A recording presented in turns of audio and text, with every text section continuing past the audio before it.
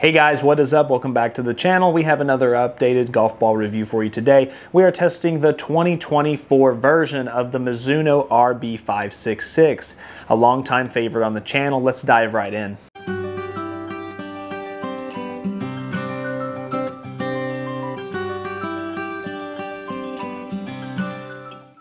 Okay, so I do love Mizuno. I'm a big Mizuno guy. A lot of my longtime followers know that. I have pretty much Mizuno clubs throughout the bag. And I just love how their golf balls are designed, and they've actually really impressed me. You know, on my underrated golf ball list I just came out with, I had the Mizuno Tour X on there. Like, there's a lot of things that Mizuno is really pushing the boundaries on and doing well, and then there's some stuff they're still kind of falling behind on, but they are trying. I will give them that. They are trying. So this is a two-piece iometer golf ball. It comes at a price point of $22 a dozen, which is pretty competitive. A lot of them are going to $25 now, so I'm really glad that they kept it at least in that $22 range. It does make it somewhat of a value for sure. I mean, it's not your $19.99, but for an actual licensed, AAA golf ball maker, yeah, I mean, that actually kind of makes sense. So Mizuno's website really couldn't tell me much other about the golf ball other than, some basic jargon, high energy core, all that stuff, and it's supposed to be like a mid-flight ball with, mid-spin somewhere in there. But most two-piece golf balls are really about hitting the golf ball straight and hitting it about a decent distance. So getting actually, in some cases, a lot of distance. So we'll just test that. And by the way, another thing, a lot of you ask me why I don't list compression.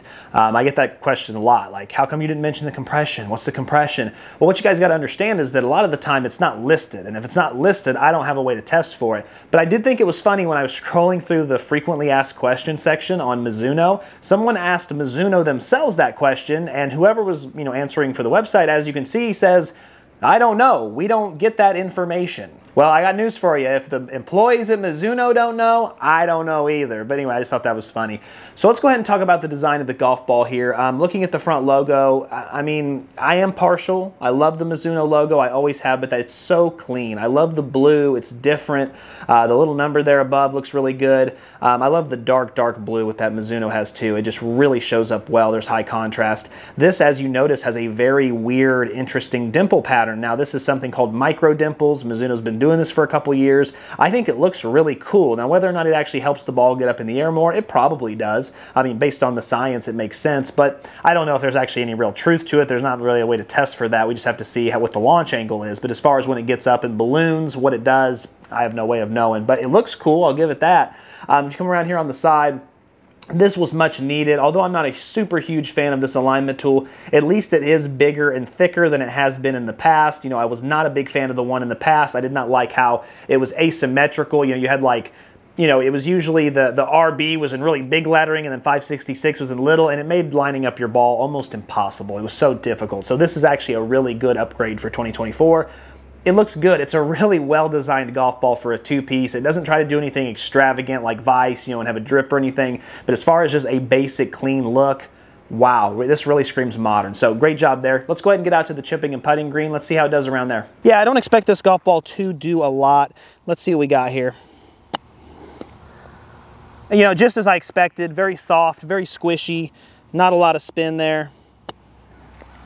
I put a little extra juice on that one, but as you can see, there was no checkup. It was a very firm release. I don't think it even lost any speed. I do remember testing, this ball the previous time, and it was really the same way. I'm gonna go ahead and open the face here and just kind of do a putting motion. Yeah, I mean, very little checkup. That one actually had some, but yeah, not very much to be had. It is a little more than most like two-piece value balls, so that's the good news. But yeah, I mean, you can't rely on it to have any checkup. It's definitely not going to stop on a dime. Feel-wise, overall, not bad. It's very soft. It actually has some bouncy ball effect, which is really nice. I do actually feel like I have some control over it, which is good. Bonus round. Since this ball is so squishy, I'm going to go ahead and back up a little bit and just see how it does from way back here. I expect it to kind of have a... Oh, it doesn't have as high as a flight as I'd thought. Not bad, but again, really no spin to be had. Let's see if I can get one here. That might be good. Let's see. Be good. Be good. Not bad. Not bad at all. Yeah, I mean, like I said, the feel and control is there. It's just, don't expect it to spin. It's a two-piece golf ball. It's going to have some roll. I pulled that one. Oh, well. All right, so we're gonna go with the, of course, the mallet putter first. Get this. Oh, I do want to say something else as well. I have had a few comments from people, a bunch of different people, but a few comments for sure, talking about how I'm not a good putter. I need to get a putting coach. Why don't my golf balls go in the hole? All that kind of stuff. What you have to understand is I don't line any of this up. I mean, I turn camera on, I step up to the ball, and I'm just trying to hit it. There's no alignment, there's no aiming. My sole purpose for this is to test the feel, how it rolls, how it sounds. If it goes in the hole, cool, but it's not my goal. And if you're watching YouTube videos where they are going in the hole over and over and over, they're filming like 500 takes and they're just taking the 4 times they made it. Like, that's not what my channel's about. I don't have time for that stuff. I'm just aiming over there. It's a tough green. This is a man-made green I made, so let's go ahead and test this bad boy. Wow, that actually had a lot more pop than I thought it did. Holy cow, that really came off. Okay, so that's got a really good amount of pop. Let's just kind of slow it down. There we go. Okay, yeah, not bad. The feel is like, it's almost dead. It's so soft that it's basically dead. But what I like is there is a click for feedback, which is really uncommon for these types of golf balls. Yeah, it never break. It never hit the breaking point. I'm having trouble gauging the distance right now. Like, it comes off so much. It's such a rocket off the putter. I'm gonna try again. Okay, so knowing the feel's good, the sound's good. I love the roll, it's excellent, but I do need to try to figure out a way to get the speed right. Nah, I never hit the breaking point over there.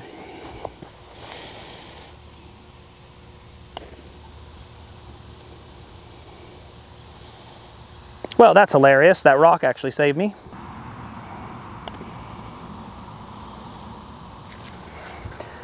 Yeah, that's the other thing about this green too is, we haven't rolled it in a long time. It's probably been 3 years since we've rolled it. This putt can either break 7 feet to the left, it could not break at all, or it can bend to the right. It just depends on exactly which spot you hit right in this area. So again, that's why I don't take too much, effort into making sure I make the putts. All right, so still Mizuno. We're gonna go with the blade putter now. I'm interested to see how it feels. I think it's still gonna come off dead, but I think it's gonna have a little bit louder of a click. Nope, sounds and feels exactly the same. Wow, that is really nice. Love that. Beautiful.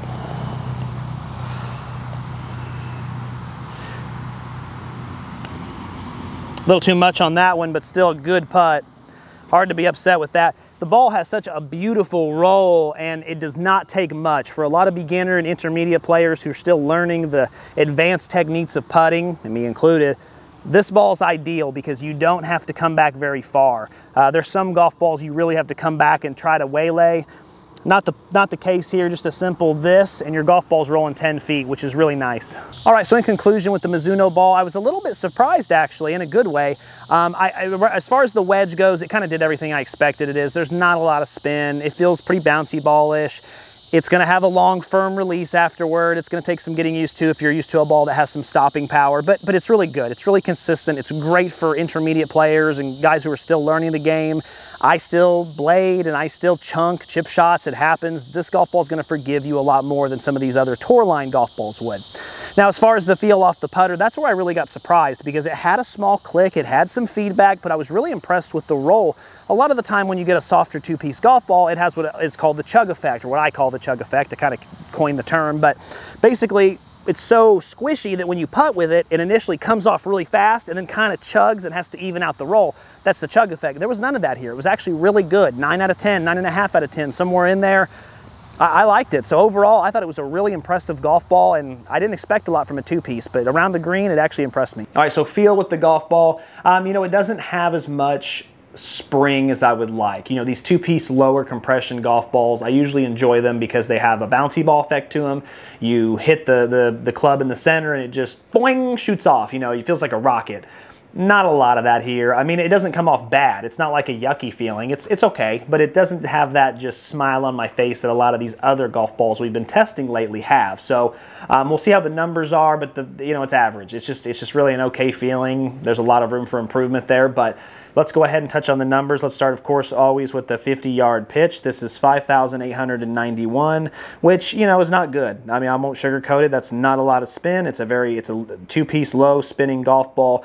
And when you look at that number, that's more than I got with the Super Soft. It's more than I got with the Wilson Profile. I haven't tested too many two-piece models yet on the channel, but yeah, I mean, it's still a really low number, but it is impressive that it got more so than some of the other value two-piece golf balls, but it's still something that isn't going to stop on a dime. It's definitely going to have some release. So if you're doing a distance and you say, hey, the pin's 90 yards away, you're going to want to probably hit it about 85. It's not going to stop. It's going to kind of roll and have a release. Getting into the 9-iron now, we have a smash factor of 1.23, which is really low, actually. That's kind of disappointing.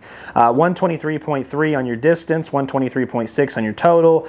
Definitely lower than average, definitely disappointing. 96.9, that's very low compared to what we've been getting lately. In fact, ever since since I tested the Mizuno RB, I've tested 7 or 8 golf balls since, and they've all been over 100, so that's really disappointing. But the spin number's good, 6,985. It'll definitely hold a green there, and then it does launch high, so that could be part of the issue with the distances. I'm hitting it a little too high, it's going up in the air, it's ballooning, the spin's not helping that either. That could be part of it, but also that smash factor is really hurtful. You know, when I test golf balls, there are some clubs that I have inconsistencies with, but one thing that is a solid rock of every video I do is the 9-iron. I always hit it really well, so I have to kind of believe that maybe that's just the golf ball. All right, diving into the 7-iron, 1.33 on your smash factor, which again is below average, 152.6, which is well below average, 154 below average, 111.1 below average, and then actually it did spin a decent amount at 5,898. That's not bad, but again, if you're not getting great distance, the spin can actually hurt you, which is kind of the case here. So it also launched low at 17.4. That's how my 7-iron's been launching lately.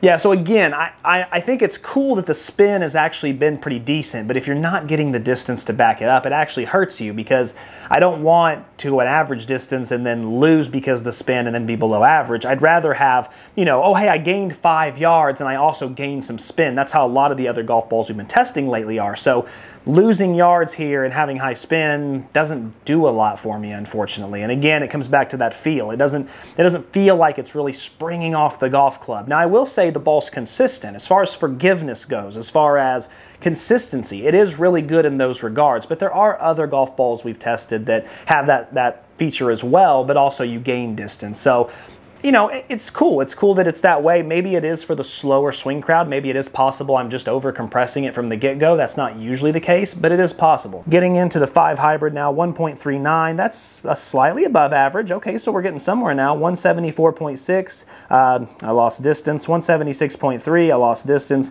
122.5. Slightly below average. And then again, very, very high spin actually on this one. This is 5,539. That's actually really high spin. And it launched a little bit low. You know, it's kind of a mid-low launch on some of those clubs, but again, what's really hitting here is that it has high spin, and the ball speed's just okay, and that's why I ended up losing distance. Even though the smash factor was actually pretty decent on this one, I still end up losing just a few yards. And, you know, when you test 130 golf balls, the last thing you want to do is use a golf ball that you're losing yards on. Getting into the driver, 1.4, that's below average, 215.6, below average, 225.5 or 8, that's below average, 138.7. Now that's really abysmal compared to what I've tested lately. 25.62, that's a little higher spin again, and it launched, you know, again low at 13.4. You know, since the golf ball is not, this is how you can tell that I'm over compressing it, right? When the golf ball starts to do some weird wonky things and it does, you know, the opposite of what it's advertised, that usually is a pretty well indicator that I'm over compressing it. It is really soft, it is really squishy. It's probably meant for, you know, a senior, 80 mile an hour, 85 mile an hour with the driver. How these numbers would be if that was my swing speed, I don't know. You know, I could go out and do another testing and do it slow, but I wouldn't have anything to compare it to at the moment. But obviously, if you're in that 95 mile an hour swing crowd, these numbers just aren't that impressive.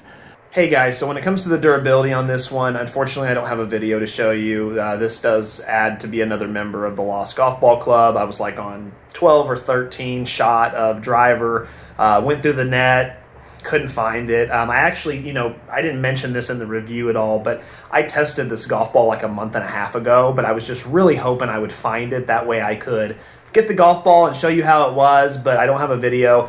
as far as durability goes, it's like a 7 out of 10. I remember right before I hit it to the net, it had a couple scrapes on it. Really bad dings are going to show up on this golf ball, but as far as just your normal shots, wear and tear around the greens and stuff, it actually did really, really well, especially for a two-piece. So Mizuno's always had really good durability as far as from my testing, and especially when I tested the RB the first time, it was really good. So it doesn't surprise me that it's still in that really good category. I just wish I had a video to show you, but yeah, but that has been fixed. That will not happen anymore. From now on, there will be a video for every one. It's just at the time I only had one, and then I had to wait for another shipment, but I really don't want to go out and hit another 80 or 90 shots just to show you the durability. I've just got too many balls to test. Okay, so in conclusion, it's disappointing. I'm a big Mizuno guy. I'd love to give them some credit here. Maybe the golf ball just isn't meant for me. Maybe it's not meant for the average swing crowd. Maybe it is meant for a slower swing. If any of you have used this golf ball, if any of you have any experience with your swing speed, I'd love to hear your feedback to know how it is. But on my channel specifically, I have to review golf balls from that 95-mile-an-hour swing speed perspective because that's what I am. That's all I can do right now. Eventually we'll have it different, but right now that's how I have to look at it from my lens. And my lens says, wow, what a big disappointment. I've used this golf ball in the past. I've really enjoyed it. I love how it's designed. There's plenty of stuff to build on there, but as far as the performance, there just wasn't really any bright spots. I mean, 9-iron is everything from 9, 7, 5, and driver, all those are just really mediocre. Losing distance is a huge disappointment, and eventually with the golf ball doing not what it needs to do because I'm overcompressing, it's a disappointment too. But what I would say is if you're a really slow swinger, if you happen to get your hands on one, it's probably worth a shot just to see. But otherwise, I would steer clear. There's so many other great two-piece models that we've tested. The Wilson Profile recently was a big one. I'm getting ready to test the Chaos and the Smart Core, which are supposed to be awesome. So this one kind of does just fall down the ranks and kind of gets buried just because of how much good we've had. So overall, I'm going to test the Max as well. I hope that one's a little bit better. But guys, as always, keep watching to keep saving, keep learning. Until next time.